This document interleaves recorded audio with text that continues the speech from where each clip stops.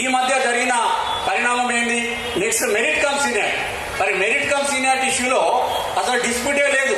గతంలో 2009లో ఆనాడు ఉన్నటువంటి ఐఏఎస్ అధికారి మనకు అజయ్ జైన్ గారు విజయానంద్ ఉండే, ఆ రోజే దీని మీద పెద్ద ఎత్తున చర్చ జరిగి మరి మేము ఈ జోనల్ సిస్టమ్ నుంచే పెడతాము, పాత నుంచి మేము పెట్టలేమని చెప్తే 1986 నుంచి పెట్టాలని కూడా మనకు ఓసీ అసోసియేషన్ వాళ్ళు అప్పుడు అడిగితే అప్పుడున్న మేనేజ్మెంట్ ఏంటంటే ఒక నిర్ణయం తీసుకున్నది ఏంటంటే జోనల్ సిస్టమ్ నుంచి ఈ విధానాన్ని మెరిట్ కమ్ సీనియారిటీని పెట్టాలని నిర్ణయం తీసుకున్నారు.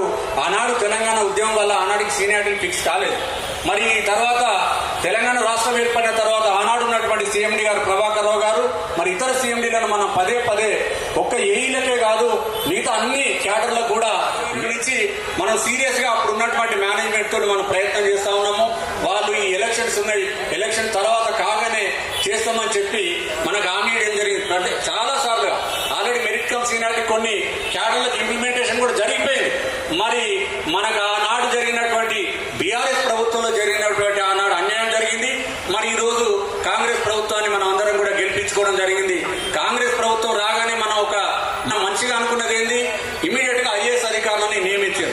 మరి ఐఏఎస్ అధికారులు నియమించారు బాగుందంటే మన మొదట రిజ్వీ గాంధీ నియమించారు, మళ్ళీ మార్చేందుకు ఇప్పుడు రొనాల్డ్ రోజ్ గారు మనకు సీఎండీగా రావడం జరిగింది. మరి ఇంకా ఇతర 2 కంపెనీలలో కూడా మనకిద్దరు కూడా ఐఏఎస్ అధికారులు రావడం జరిగింది. ఐఏఎస్ అధికారులు అంటేనే వాళ్ళు రూలు చట్టము రాజ్యాంగం ప్రకారం పనిచేస్తారని మనం అందరం నమ్ముకున్నాం. కానీ అదేం జరగలేదు. మళ్ళీ ఏమైంది, ఈ మధ్య కాలంలో ఎప్పుడైతే ఈ రిటైర్మెంట్ స్టార్ట్ అయిన తర్వాత మిగతా యూనియన్ల అసోసియేషన్లు కూడా ప్రభుత్వాన్ని కలవడం, సీఎండీలను కలవడం మనం కూడా కలిసినప్పుడు మన ఇప్పుడు చెప్తున్న కారణం ఏంటంటే ఉప ముఖ్యమంత్రి గారు భట్టి గారు ఉప ముఖ్యమంత్రి గారు ఇమీడియట్ గా పదోన్నతులు ఇవ్వమని చెప్పి మనం సోషల్ మీడియాలో మన మీడియాలో కూడా చూడడం జరిగింది. వారు చెప్పిన మాట ఏంది, సంబంధించిన అసోసియేషన్లు సంబంధించిన ఉద్యోగుల చేత చర్చలు జరిపిన తర్వాత ఎగ్జామిన్ చేసి పదోన్నతులు ఇవ్వమని చెప్పి స్పష్టంగా వాళ్ళ టీవీలలో కూడా మనం చూడడం జరిగింది. మరి ఏం జరిగింది ఏమో కానీ ఒక బీసీఓసీ అసోసియేషన్ తప్ప మిగతా సంఘాలను అసోసియేషన్ అని పిలుచుకొని మరి ముఖ్యంగా ఇప్పుడు ఈ తప్పిదం ఎక్కడ జరిగిందంటే రొనాల్డ్ రోజ్ గారు లేరు. రొనాల్డ్ రోజ్ సీఎండీ గారు లేని సమయంలో సందీప్ కుమార్ సుల్తాన్ ఐఏఎస్ అధికారి ఆధ్వర్యంలో బీసీఓసీ అసోసియేషన్ పిలవలేదు. మనని తప్ప మిగతా యూనియన్ల అసోసియేషన్ పిలిచి ప్రమోషన్లు ఎట్టియాలని అడిగారు.